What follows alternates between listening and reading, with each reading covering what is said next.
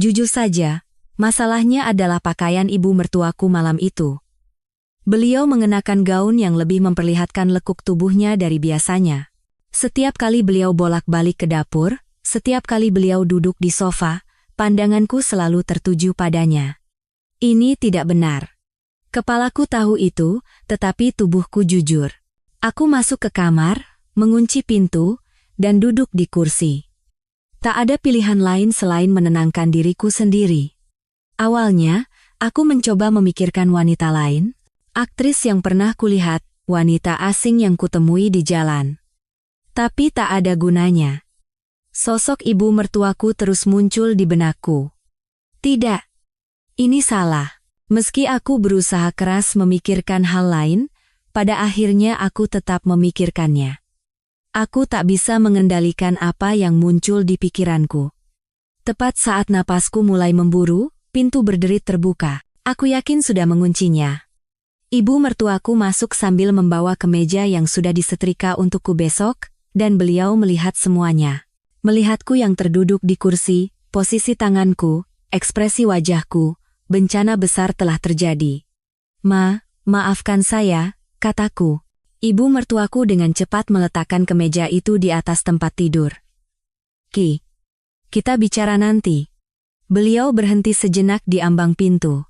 Tanpa menoleh, dengan suara bergetar beliau berkata, "Tidak apa-apa, Bima, wajar bagi seorang pria. Tapi aku tidak tahu. Aku tidak tahu bahwa insiden ini akan mengubah hubungan kami sepenuhnya. Namaku Bima Nugraha. Tahun ini usiaku 42 tahun. Mungkin terdengar berlebihan jika disebut pengusaha sukses di bidang properti, tapi aku berhasil membangun perusahaan konstruksi kelas menengah setelah merantau dari desa dengan tangan kosong dan bekerja keras selama lebih dari 20 tahun. Aku tinggal di sebuah penthouse mewah di kawasan Kebayoran Baru, Jakarta, dan secara finansial, hidupku sangat berkecukupan. Namun, setahun yang lalu, aku kehilangan Lestari, istriku yang merupakan segalanya bagiku, dalam sebuah kecelakaan lalu lintas. Lestari 10 tahun lebih muda dariku. Ia meninggalkan dunia ini di usia 32 tahun. Sejak awal, orang-orang di sekitar kami mengkhawatirkan perbedaan usia kami. 10 tahun itu terlalu jauh, kan? Nanti kamu bisa menyesal, kata-kata itu sering ku dengar. Tapi bagiku, Lestari adalah cinta pertama dan terakhirku. Sifatnya yang ceria dan hangat menjadi cahaya dalam hidupku yang keras. Setelah cahaya itu padam, aku hancur total. Aku menyibukkan diri dengan pekerjaan, tapi setiap kali pulang ke rumah yang kosong, kehampaan selalu menyergap. Kulkas kosong, ruang tamu terlalu sepi, dan tempat tidur terasa terlalu luas. Haruskah aku hidup seperti ini? Setiap malam aku tertidur dengan pikiran itu. Setelah pemakaman, Ibu Ratna, ibu mertuaku, sering datang berkunjung. Kehilangan Lestari, putri satu-satunya, pastilah sangat berat baginya, tapi beliau tidak bisa membiarkanku begitu saja saat melihatku terpuruk, tidak makan dan tidak tidur dengan benar. "Bima, kamu sudah makan?" Itulah kata-kata pertama yang beliau ucapkan saat datang, dan masih terngiang di telingaku. Aku hanya bisa mengangguk tanpa menjawab. Ibu Ratna membuka kulkas tanpa berkata apa-apa, lalu menghela napas. "Bagaimana kamu bisa hidup seperti ini? Betapa khawatirnya Lestari di surga nanti?" Sejak hari itu, Ibu Ratna datang 3 atau 4 kali seminggu. Beliau membuatkan lauk pauk, mencuci pakaian, dan merapikan rumah. Terkadang, beliau hanya duduk diam di sofa ruang tamu, menemaniku dalam keheningan. Kami adalah satu-satunya orang yang saling memahami karena kami kehilangan orang yang sama. Berbagi kesedihan saja sudah menjadi penghiburan. Ibu Ratna juga hidup sendiri. Ayah mertuaku telah meninggal 5 tahun yang lalu. Yang hidup harus tetap melanjutkan hidup. Suatu malam, saat kami makan bersama, beliau tersenyum getir, dan aku merasakan perasaan yang aneh. Perbedaan usia kami hanya 13 tahun. Meskipun aku memanggilnya ibu, usia kami sebenarnya lebih dekat seperti kakak dan adik. Ibu Ratna melahirkan Lestari saat usianya awal 20-an, dan beliau masih mempertahankan penampilannya yang muda dan anggun. Mungkin karena rutin yoga dan jalan pagi, di usianya yang ke-55, beliau terlihat sangat sehat dan bersemangat, sulit dipercaya. Beberapa bulan berlalu, aku yang awalnya bahkan sulit untuk makan, perlahan mulai menyantap makanan yang disiapkan Ibu Ratna. Rutinitas memaksakan diri pergi ke kantor, bekerja, lalu pulang untuk makan malam bersamanya membuat kesedihan di hatiku perlahan menemukan tempatnya. Kesedihan itu tidak hilang sepenuhnya, tapi rasa sakit yang menyesakkan dada sudah berkurang. Suatu malam, setelah makan, saat Ibu Ratna mencuci piring, untuk pertama kalinya aku melihatnya dengan cara yang berbeda. Biasanya beliau mengenakan pakaian rumah yang nyaman, tapi hari itu beliau mengenakan rok selutut. Pemandangan punggungnya saat berdiri di depan wastafel menarik perhatianku, dan tanpa sadar aku terus memandanginya. Tidak, ini tidak boleh. Aku segera mengalihkan pandanganku, tapi jantungku berdebar aneh. Sejak saat itu, setiap kali Ibu Ratna datang, selalu ada ketegangan yang aneh di antara kami. Beberapa minggu kemudian, kunjungan Ibu Ratna mulai jarang. Dari 3-4 kali seminggu, menjadi sekali seminggu, lalu sekali dalam 2 minggu. Akhir-akhir ini Ibu tidak datang, gumamku sambil menatap kulkas yang kosong. Aku merindukan masakan beliau, merindukan obrolan kami saat makan bersama. Lebih dari itu, aku merindukan kehadiran Ibu Ratna. Aku ragu-ragu untuk menelepon, tapi akhirnya kuurungkan niatku. Ibu juga punya kehidupannya sendiri. Tidak mungkin beliau terus-menerus mengurusi aku. Tapi hatiku terasa hampa. Setiap pulang kerja, aku berharap melihatnya di rumah, tapi yang kutemui selalu rumah yang kosong. Sebulan berlalu. Suatu Sabtu sore, ponselku berdering. Ibu Ratna. Ternyata ada masalah renovasi besar di apartemen tempat beliau tinggal. Uang kompensasi sudah keluar, tapi aku tidak punya tempat tinggal sementara sebelum dapat rumah baru, kata Ibu Ratna sambil menghela napas. Tanpa ragu, aku menawarkan, Ibu, tinggal saja di rumah saya. Kamar juga banyak yang kosong. Lebih baik daripada sendirian, kan? Sejujurnya, aku juga merasa sangat kesepian tinggal sendiri. Penthouse ini punya 4 kamar, tapi hanya aku yang menempatinya, membuat rumah terasa sangat kosong. Aku merasa kehadiran Ibu Ratna bisa sedikit mengisi kekosongan yang ditinggalkan Lestari. Ibu Ratna berpikir cukup lama. Apa tidak apa-apa? Nanti kamu tidak nyaman. Sama sekali tidak, Bu. Justru saya yang akan lebih nyaman.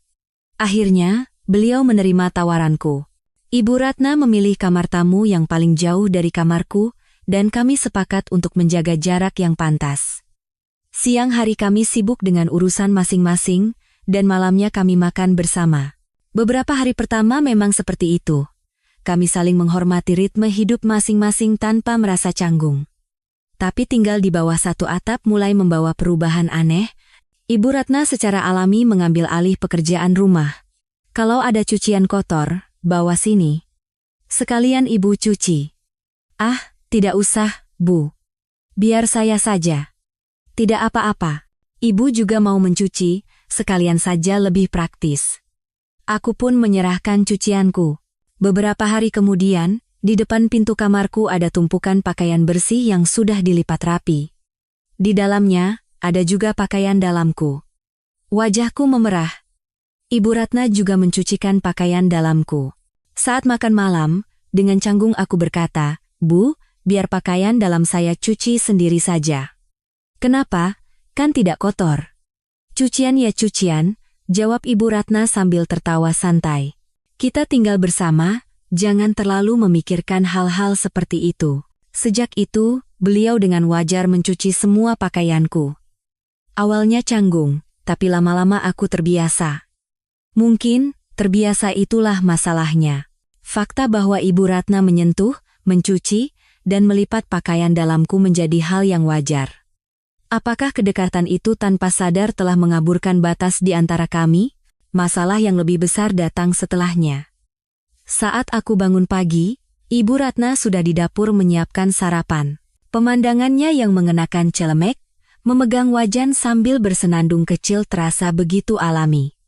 Aku juga sering melihatnya membaca buku di ruang tamu, atau duduk di sofa menonton sinetron. Terutama pemandangannya saat duduk di ruang tamu sambil minum teh setelah jalan-jalan sore, selalu menarik perhatianku. Ibu Ratna sering mengenakan pakaian santai di rumah, kadang-kadang gaun atau rok selutut.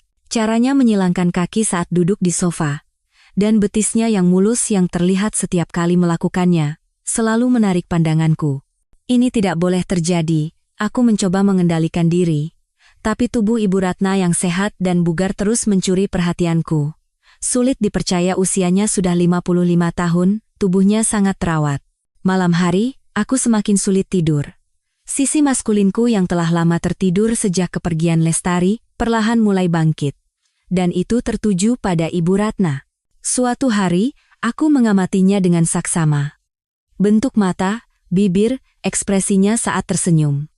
Ibu Ratna mirip dengan Lestari, atau lebih tepatnya, Lestari yang mirip dengannya. Lestari adalah versi muda dari Ibu Ratna, dan Ibu Ratna adalah versi dewasa dari Lestari.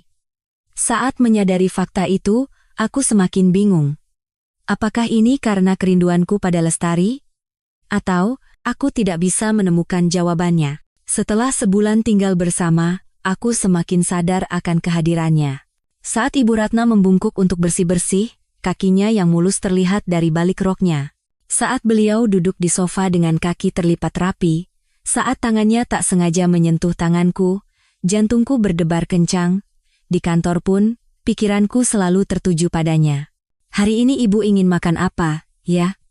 Pulang nanti beli buah kesukaannya. Aku merasa asing dengan diriku yang seperti ini. Dan aku mulai menantikan saat pulang ke rumah. Dulu aku takut pada rumah kosong, sekarang aku bersemangat untuk kembali ke rumah yang ada Ibu Ratna di dalamnya. Sudah pulang? Begitu aku membuka pintu, Ibu Ratna menyambutku dengan senyum cerah. Makan malam sudah siap. Mandi sana. Satu kalimat itu terasa begitu hangat. Saat makan, kami berbagi cerita tentang apa yang terjadi hari itu. Hari ini saya berhasil dapat 1 kontrak di kantor. Wah, hebat, selamat, ya. Ibu Ratna mendengarkan ceritaku dengan tulus dan ikut senang. Setiap kali itu terjadi, aku akan menatap wajahnya. Saat mata kami bertemu, jantungku berdebar kencang. Apa ini? Perasaan apa ini? Aku tahu. Ini bukan sekadar rasa terima kasih. Suatu Sabtu sore. Karena kantor libur, aku ada di rumah. Ibu Ratna sedang yoga di ruang tamu. Beliau membentangkan matras yoga dan menggerakkan tubuhnya perlahan dengan sangat anggun. Beliau mengenakan legging dan kaus tanpa lengan, pakaian yang semakin menonjolkan bentuk tubuhnya. Aku pura-pura membuat kopi di dapur sambil memperhatikannya. Setiap gerakan membungkuk, meregangkan kaki, dan mengangkat tangan, semuanya terekam di mataku. Sulit dipercaya itu adalah tubuh wanita berusia 55 tahun. Paha yang kencang, pinggang yang ramping, garis bahu yang lembut. Ibu Ratna benar-benar wanita yang cantik. Saat itu, beliau menoleh dan melihatku. Kenapa? Butuh sesuatu? Tidak, Bu, hanya saja. Aku cepat-cepat mengalihkan pandangan. Ibu Ratna tersenyum. Boleh tolong ambilkan secangkir kopi? Haus juga. Baik, Bu. Aku membuatkan kopi dan memberikannya. Ibu Ratna menerimanya sambil duduk di matras yoga, dan saat itu ujung leggingnya yang tersingkap di atas lutut menarik perhatianku, jantungku berdebar lagi. Apa yang kulakukan ini? Aku kembali ke kamarku, tapi bayangan Ibu Ratna tidak mau hilang dari kepalaku. Malam itu aku tidak bisa tidur. Sosok Ibu Ratna terus muncul, saat beliau yoga, saat menyiapkan makanan, saat duduk di sofa dengan kaki disilangkan. Aku membenamkan wajahku ke bantal. Aku tahu ini salah, tapi hatiku sudah di luar kendali. 1,5 bulan setelah kami tinggal bersama, aku tidak bisa lagi menyangkal perasaanku. Setiap kali Ibu Ratna melakukan pekerjaan rumah, setiap kali beliau tersenyum, setiap kali aku mendengar suaranya, hatiku bergejolak. Terutama saat beliau mengenakan rok selutut, aku bingung harus memandang kemana. Di kantor, aku tidak bisa konsentrasi. Saat melihat dokumen, tiba-tiba teringat Ibu Ratna. Saat rapat, aku sering melamun. Bisa gawat kalau begini. Aku mencela diriku sendiri, tapi tak ada gunanya. Sepertinya Ibu Ratna juga merasakan sesuatu. Beliau sepertinya sadar bahwa caraku memandangnya sudah berbeda. Kadang saat mata kami bertemu, beliau yang lebih dulu mengalihkan pandangan. dan sepertinya beliau mencoba menjaga jarak sedikit lebih jauh dariku. Saat makan, kami tidak bisa lagi mengobrol senyaman dulu. Keheningan canggung sering terjadi, dan kami bertindak hati-hati, saling menyadari kehadiran satu sama lain. Suatu Jumat malam. Hari itu aku sangat stres di kantor. Sesampainya di rumah pun hatiku tidak tenang. Setelah makan malam, aku masuk ke kamar. Aku mandi dan berbaring di tempat tidur, tapi tidak bisa tidur. Pikiranku selalu tertuju pada Ibu Ratna. Aku teringat pakaian yang dikenakannya malam ini, gaun yang sedikit di atas lutut. Saat beliau bolak-balik di dapur menyiapkan makan malam, pemandangan itu terus terbayang. Aku duduk di kursi di samping tempat tidur. Ini tidak boleh. Tapi tubuhku bereaksi. Ini pertama kalinya aku merasakan perasaan seperti ini sejak Lestari meninggal. Aku bangkit dan menuju pintu. Terdengar bunyi klik. Terkunci. Aku merasa lega dan kembali duduk di kursi. Aku harus menenangkan gejolak dalam diriku. Aku memejamkan mata, mengatur napas, dan fokus pada sensasi yang sudah lama tidak kurasakan. Awalnya, aku mencoba memikirkan hal lain. Wajah aktris yang pernah kulihat, wanita asing yang kutemui di jalan. Tapi tidak berhasil. Sosok Ibu Ratna terus muncul. Pemandangan malam ini, mengenakan gaun, berjalan di dapur.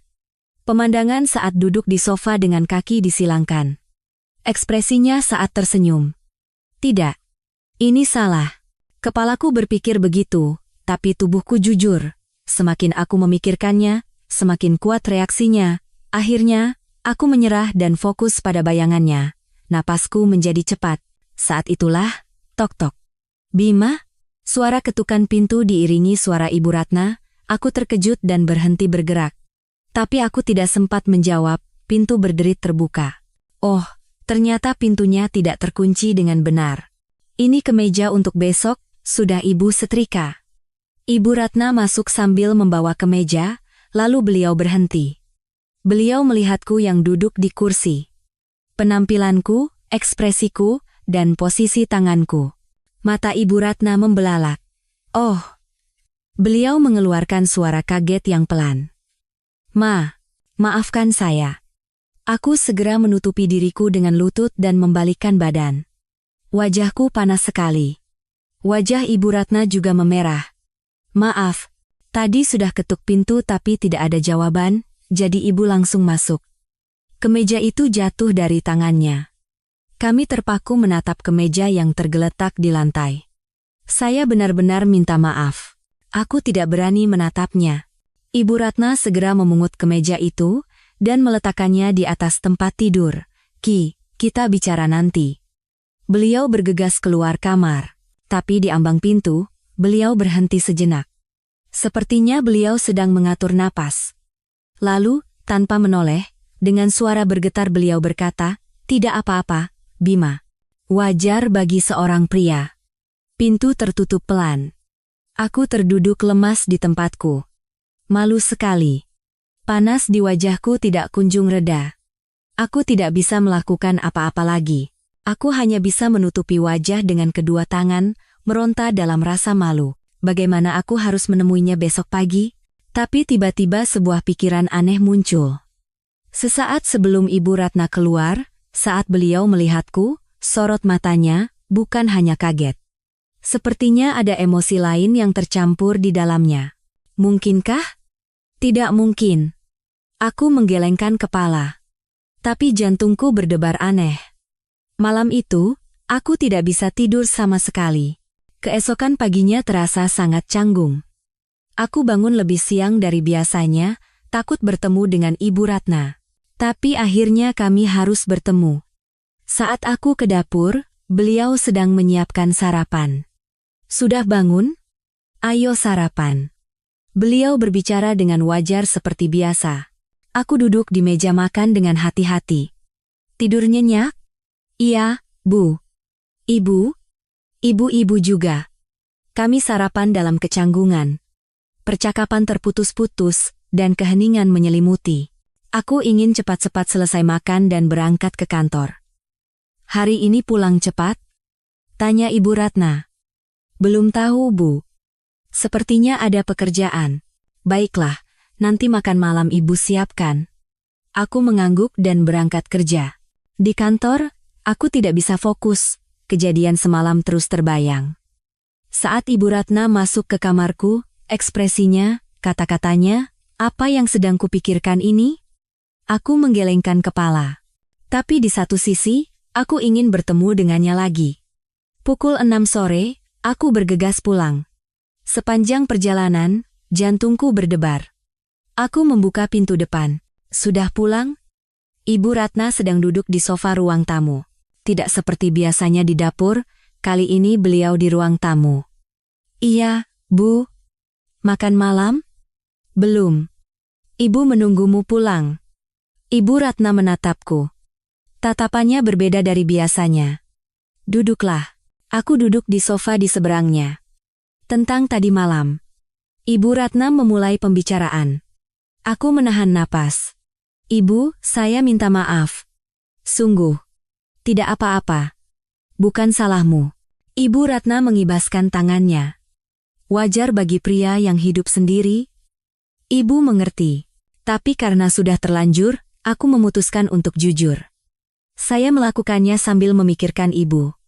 Mata Ibu Ratna membelalak. Apa? Awalnya tidak. Saya mencoba memikirkan hal lain.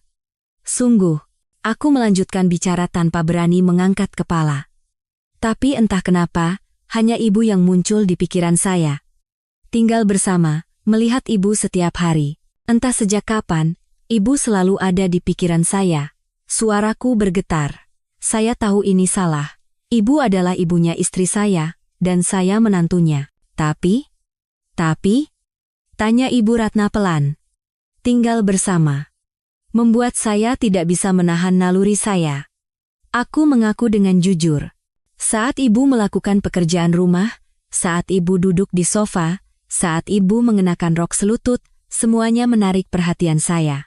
Bima. Sebagai seorang pria, saya tidak bisa menahannya. Awalnya saya merasa bersalah. Maaf pada Lestari, maaf pada ibu, aku menutupi wajah dengan kedua tangan. Tapi perasaan ini semakin menjadi-jadi. Di kantor hanya memikirkan ibu, menantikan saat pulang ke rumah. Ini bukan sekadar karena kesepian. Ibu Ratna terdiam sejenak. Ibu juga sudah memikirkannya, katanya pelan. Kita tinggal bersama seperti ini, saling menyadari kehadiran satu sama lain, sepertinya itu tidak terhindarkan. Jantungku berdebar kencang. Ibu tahu betapa sulitnya bagi seorang pria untuk hidup sendiri. Kamu pasti menahannya setiap hari, kan? Ibu Ratna menatap mataku. Kemarin pun ibu melihatmu melakukannya sendirian di kamar. Wajah Ibu Ratna memerah. Maafkan ibu. Seharusnya ibu lebih berhati-hati. Mungkin ibu terlalu santai berpakaian di rumah. Ibu Ratna mengusap-usap lututnya. Jujur, ibu kaget melihat kejadian semalam. Suara Ibu Ratna bergetar. Tapi setelah itu, ibu jadi terus memikirkannya. Ibu juga manusia. Aku tidak bisa menahan diri lagi. Aku menggenggam tangannya. Ibu, Bima. Ibu Ratna perlahan mengangguk. Malam ini, kamu tidak perlu menahannya lagi. Ibu juga merasakan hal yang sama. Jantungku terasa berhenti berdetak. Benarkah, Bu? Iya. Ibu Ratna menggenggam tanganku erat. Malam ini, kita lupakan segalanya. Aku bangkit dengan hati-hati. Ibu Ratna juga perlahan bangkit. Kita ke kamar? Ibu Ratna mengangguk kecil. Kami berjalan menuju kamar tidur tanpa kata. Suara detak jantung kami terdengar begitu jelas. Ibu. Ya. Aku menatap wajahnya. Wajah yang mirip dengan Lestari. Tapi ada kecantikan yang lebih matang dan dalam. Ibu Ratna juga menatapku, dan bibir kami pun bertemu. Rasa sepi. Rindu. Semua perasaan bercampur menjadi satu. Malam itu, kami melintasi batas. Aku merasa seperti diriku yang telah tertidur selama lebih dari setahun, kini terbangun. Jujur saja, Ibu Ratna melebihi apa yang kubayangkan. Usianya yang 55 tahun sama sekali tidak terlihat. Ini benar-benar berbeda dengan caraku menenangkan diri sendirian di kamar selama ini. Kehangatan tubuh manusia sungguhan, sentuhan lembut, dan emosi yang kami rasakan bersama. Tubuhku mengingatnya. Betapa aku merindukan semua ini, sepertinya Ibu Ratna juga sudah sangat lama tidak merasakannya. Apakah karena itu kami menjadi lebih bergairah? Hingga fajar, kami tidak bisa melepaskan satu sama lain. Keesokan paginya, aku terbangun di samping Ibu Ratna. Sinar matahari menyelinap masuk melalui celah tirai. Beliau masih tertidur. Wajahnya terlihat damai. Kita sudah melakukan hal besar, pikirku. Tapi aku tidak menyesal. Justru hatiku terasa hangat. Ibu Ratna pun membuka matanya. Kami saling menatap dalam diam untuk beberapa saat. Menyesal? Tanya Ibu Ratna lebih dulu. Tidak. Ibu? Ibu juga. Beliau membenamkan wajahnya di dadaku. Tapi ibu bahagia. Aku memeluknya erat. Saya juga. Kami bukan lagi mertua dan menantu. Kami telah menjadi pria dan wanita. Sejak hari itu, hubungan kami berubah total. Siang hari kami masih menjaga jarak, tapi malam hari kami saling mencari. Bekerja di kantor pun terasa berbeda. Dulu aku malas pulang, sekarang aku ingin cepat-cepat pulang. Karena Ibu Ratna menungguku. Begitu jam 6 sore, aku bergegas pulang. Jantungku berdebar saat naik lift. Saat aku membuka pintu, Ibu Ratna sedang menyiapkan makan malam di dapur. Sudah pulang? Tumben cepat. Iya, ingin cepat pulang. Ibu Ratna tersenyum manis. Mandi sana, sebentar lagi matang. Waktu makan malam bersama pun berbeda. Tidak lagi canggung seperti dulu. Tangan kami tak sengaja bersentuhan, mata kami bertemu, dan tawa pun mengalir. Setelah makan, kami duduk di sofa ruang tamu sambil minum anggur. Saat menonton TV, sentuhan fisik dimulai secara alami. Menggenggam tangannya, bersandar di bahunya, mengelus rambutnya. Semuanya terasa alami. Ibu bahagia. Ibu juga. Kami saling menatap dan tersenyum. Lalu kami berciuman lagi. Malam itu pun kami habiskan bersama. Hari berganti minggu, minggu berganti bulan. Kami semakin dekat. Ibu Ratna menjadi bagian dari hidupku, dan aku menjadi bagian dari hidupnya. Akhir pekan, kami pergi berbelanja bersama, jalan-jalan di taman, dan menonton film. Di luar kami tetap mertua dan menantu, tapi di rumah kami adalah sepasang kekasih. Hidup bersamamu seperti ini rasanya menyenangkan sekali. Suatu malam Ibu Ratna berkata sambil bersandar di dadaku, sudah lama rasanya tidak merasa hidup. Saya juga begitu. Aku mengelus rambutnya. Kalau bukan karena ibu, mungkin saya masih hidup sendirian dalam kesepian. Ibu juga sama. Beliau membenamkan wajahnya di dadaku. Karenamu, ibu merasa menjadi wanita lagi. Kami saling memeluk dan tertidur. 2 bulan berlalu. Hubungan kami semakin dalam. Melampaui hubungan fisik semata, kami juga semakin dekat secara emosional. Aku jatuh cinta padanya. Jika awalnya hanya untuk mengisi kesepian, sekarang ini adalah cinta yang tulus. Ibu, akhir pekan ini kita liburan, yuk?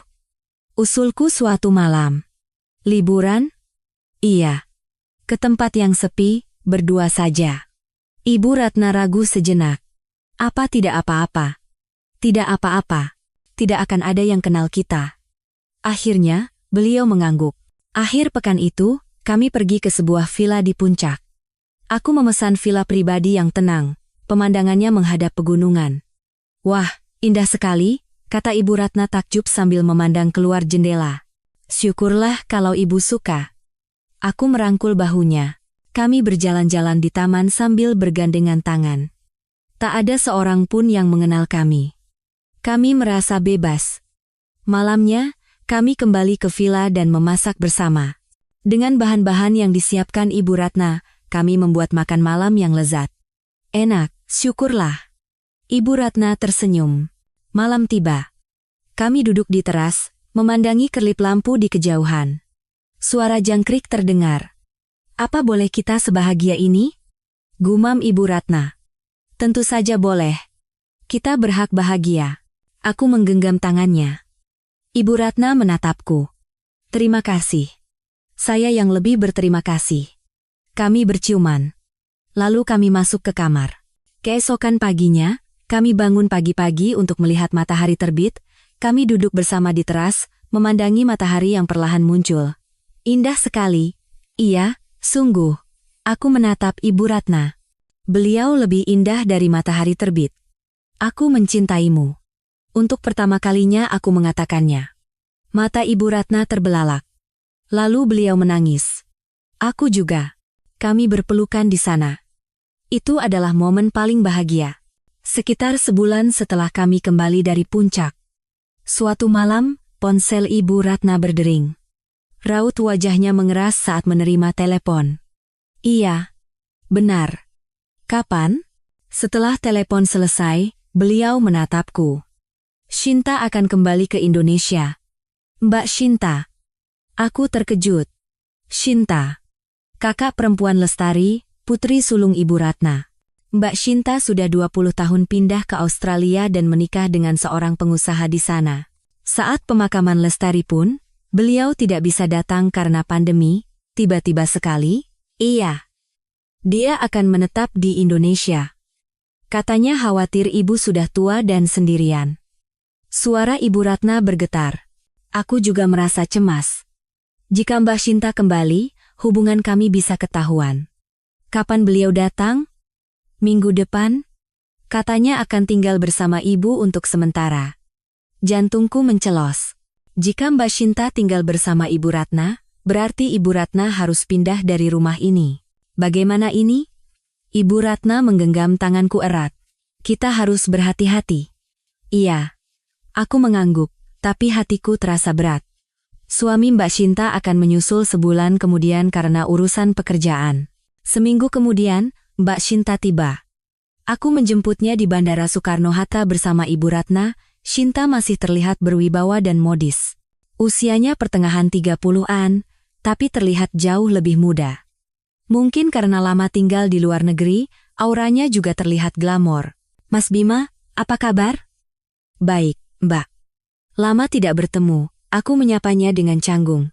Mbak Shinta mengamati Ibu Ratna dengan saksama. Mama kelihatannya sehat dan ceria, syukurlah.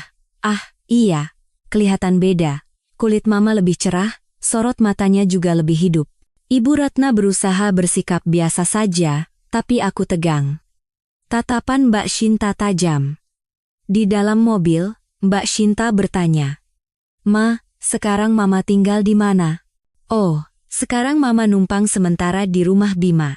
Loh, kenapa? Apartemen Mama lagi direnovasi besar. Tatapan Mbak Shinta menajam. Kalau begitu, boleh saya ikut tinggal di sana juga? Biaya hotel mahal, dan aku dan Ibu Ratna membeku bersamaan, tapi kami tidak punya alasan untuk menolak.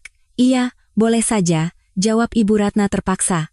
Sejak hari itu, segalanya berubah. Dengan kehadiran Mbak Shinta, kami tidak bisa lagi bebas. Kami tidak bisa bersama di malam hari, bahkan harus menyembunyikan tatapan penuh makna di antara kami. Aku beralasan sibuk di kantor agar bisa pulang larut, dan Ibu Ratna menghabiskan waktu bersama Shinta. Seminggu berlalu. Aku tidak pernah punya waktu berduaan dengan Ibu Ratna. Shinta selalu ada di rumah dan mengawasi kami. Suatu malam, saat Shinta sedang menonton TV di ruang tamu, aku mengetuk pintu kamar Ibu Ratna dengan hati-hati. Ibu. Jangan, Bima. Nanti Shinta bisa bangun. Terdengar suara bergetar Ibu Ratna dari balik pintu. Aku berbalik dan kembali ke kamarku. Hatiku hancur. Seminggu lagi berlalu. Selama tinggal bersama Mbak Shinta, aku dan Ibu Ratna sangat berhati-hati. Siang hari kami menjaga jarak, malam hari kami di kamar masing-masing. Tapi kebiasaan memang menakutkan. Suatu pagi, saat bersiap-siap ke kantor, aku kesulitan memasang dasi. Bima, sini. Ibu Ratna mendekat dan merapikan dasiku. Itu tindakan yang sangat alami, sentuhan yang sangat ku kenal. Wajahnya sangat dekat dengan wajahku. Nah, sudah. Beliau menepuk-nepuk dasiku sambil tersenyum. Saat itu, aku terkejut dan mundur. Mbak Shinta sedang memperhatikan kami dari ruang tamu. Di lain hari setelah makan malam, Ibu Ratna sedang mencuci piring, dan aku ke dapur untuk membantunya. Saat memberikan piring, tanganku tak sengaja menggenggam tangannya. Hanya beberapa detik, tapi kami tidak melepaskannya dan saling menatap, Saat aku sadar dan hendak melepaskan tangan, terdengar suara langkah kaki dari koridor. Mbak Sinta keluar dari kamar mandi. Aku segera memberikan piring dan keluar dari dapur. Dan suatu malam saat menonton TV, Ibu Ratna tertidur di sofa, kepalanya hampir jatuh ke samping, dan secara refleks aku menopang bahunya. Ibu Ratna bersandar di bahuku dengan alami. Tindakan yang sangat familiar. Mbak Sinta, yang sedang minum air di dapur, melihat kami. Aku dengan hati-hati membangunkan Ibu Ratna. Bu, tidur di kamar saja? Oh, iya. Maaf. Ibu Ratna segera bangkit. Lalu suatu hari, aku ada masalah di kantor dan pulang dengan wajah murung. Saat makan malam pun aku diam saja. Ada masalah? Tanya Ibu Ratna dengan tatapan khawatir. Tidak, Bu, tidak apa-apa. Setelah makan, aku ke ruang tamu, dan Ibu Ratna mengikutiku. Saat itu Mbak Sinta sedang ke kamar mandi. Benar tidak apa-apa? Ibu Ratna menggenggam tanganku erat. Kalau ada masalah, cerita saja. Setidaknya padaku. Sentuhan hangat itu membuatku hampir saja memeluknya. Tapi suara pintu kamar mandi terbuka membuat kami segera melepaskan tangan. Mbak Sinta masuk ke ruang tamu. Tatapannya tajam. Momen-momen berbahaya seperti itu terus berlanjut. Sebulan kemudian. Suatu malam, Mbak Sinta memanggilku. Mas Bima, bisa bicara sebentar? Jantungku mencelos. Apa sudah ketahuan? Tapi Mbak Sinta membicarakan hal lain. Mas, kami sudah dapat rumah. Oh ya? Rumah untuk saya tinggal bersama Mama. Minggu depan kami pindah. Kata-kata yang tak terduga. Tiba-tiba sekali, suami saya sebentar lagi datang. Sebelum itu, saya harus beres-beres rumah. Kata Mbak Sinta dengan tenang. Mama juga sudah saatnya tinggal di rumah yang layak. Tidak bisa terus-terusan merepotkan Mas Bima. Iya. Perasaanku campur aduk. Apakah Mbak Sinta sudah curiga? Atau memang sudah waktunya pindah? Aku tidak yakin. Malam itu, Ibu Ratna memanggilku diam-diam setelah Mbak Sinta masuk ke kamarnya. Bima, sudah dengar? Iya Bu. Katanya mau pindah. Ibu Ratna memandang keluar jendela. Iya, sepertinya sudah waktunya. Suara Ibu Ratna bergetar. Sepertinya kita harus berhenti. Aku sudah menduganya, tapi hatiku hancur. Ibu, entah Sinta curiga atau tidak, tapi itu tidak penting lagi. Air mata menggenang di pelupuk mata Ibu Ratna. Kamu masih muda, harus memulai hidup baru. Usia tidak penting, Bu. Tidak, Bima. Itu penting. Ibu Ratna menatapku. Karenamu, Ibu merasa hidup lagi. Merasa terlahir kembali sebagai wanita. Terima kasih banyak. Saya juga, Bu. Tapi sekarang Ibu harus melepaskanmu. Demi kebaikanmu, aku menahan air mata. Ibu, maafkan Ibu. Dan Ibu sangat bahagia. Ibu Ratna menggenggam tanganku erat. Kamu harus bahagia. Temukan orang yang baik, ya? Aku memeluknya. Pelukan terakhir kami. Seminggu kemudian, Ibu Ratna dan Mbak Sinta pindah ke apartemen baru yang luas, yang disiapkan oleh Mbak Sinta. Di hari pindahan, aku membantu mengangkat barang-barang. Saat memuat barang-barang Ibu Ratna ke truk, perasaanku campur aduk. Benar-benar sudah berakhir. Saat Mbak Sinta pergi sebentar, aku sempat berbicara terakhir kali dengan Ibu Ratna. Jaga diri baik-baik, ya. Ibu Ratna menggenggam tanganku. Ibu juga. Ibu tidak apa-apa. Beliau tersenyum, tapi matanya berkaca-kaca. Kamu harus temukan orang yang baik dan bahagia lagi. Janji, ya? Aku mengangguk. Saya janji. Saat mata kami bertemu untuk terakhir kalinya, kami tersenyum tanpa kata. Terima kasih, aku juga. Tanpa bicara pun, kami saling mengerti. Truk itu berangkat. Aku berdiri di sana, memandangnya sampai menghilang dari pandangan. Mbak Sinta mendekatiku. Mas Bima. Iya, Mbak. Sekarang, temukan orang yang baik dan hiduplah dengan bahagia. Aku menunduk. Baik, Mbak. Mbak Sinta menepuk bahuku. Sejak hari itu, aku kembali sendiri. Tapi kali ini berbeda. Ada kenangan hangat yang tersisa di hatiku. Waktu yang kuhabiskan bersama Ibu Ratna, saat-saat kami saling menghibur dan mencintai. Itu bukan menjadi rasa bersalah, melainkan kenangan indah. Beberapa bulan kemudian, di sebuah acara perusahaan, aku bertemu dengan seorang wanita. Usianya sebaya, sifatnya hangat dan ceria. Aku mendekatinya dengan hati-hati, sebuah awal yang baru. Ibu Ratna sesekali mengirim pesan. "Apa kabar?" "Baik, Bu." "Ibu sehat?" "Iya." "Kamu juga harus bahagia." "Ya." "Iya." "Bu." "Ibu juga." Kami saling melepaskan, tapi tidak sepenuhnya melupakan. Terkadang saat teringat Ibu Ratna, aku tersenyum. "Terima kasih Ibu, aku juga berterima kasih." Begitulah cerita kami berakhir dengan tenang. Tanpa rasa bersalah maupun penyesalan, hanya menyisakan kenangan yang hangat. Terima kasih telah menyimak cerita panjang ini sampai akhir. Jika ada yang mendengarkan sampai di sini, mohon dukungannya dengan memberikan komentar sudah selesai menyimak. Itu akan menjadi kekuatan besar bagi saya.